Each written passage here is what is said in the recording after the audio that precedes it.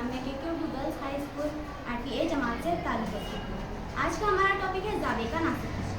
इसका मकसद एक जाविया बनाना, प्रकार और नाप पट्टी की मदद से दिए हुए जाविये को 4 मुतमासिल हिस्सों में तकसीम करना। जैसे कि आप देख रहे हैं यहाँ पर एक जाविया बना हुआ है जो 120 दर्जे का, जिसे हम 4 मसावी हिस्सों में तकसीम करने वाले हैं। तो इसे हम पहले 2 मसावी हिस्सों में तकसीम करेंगे, जिसे हम प्रकार की मदद से करेंगे।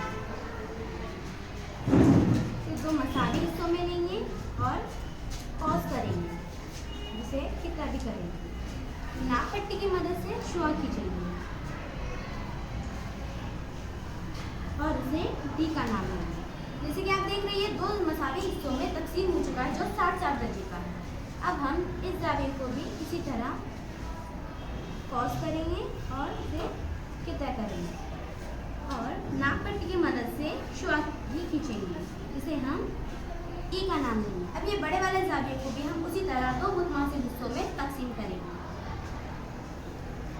कॉस करेंगे, इसे कितना करेंगे, नाप पट्टी की मदद से उसे शुआ खींचेंगे और इसे एफ नाम देंगे। क्या इसका हर एक जाविया मसावी है? जी हाँ, इसका हर एक जाविया मसावी है, जिसे हम चांदी की मदद से पैमाइश करेंगे। यहाँ पर जाविया ए बी ई 30 दर्जे का है, यानी इसका हर एक जाविया 30 दर्जे का होगा। इसका नतीजा ये है कि प्रकार और नाप पट्टी की मदद से दिए हुए जावियों को मुतमासिल हिस्सों में तकसीम किया जा सकता है। शुक्रिया।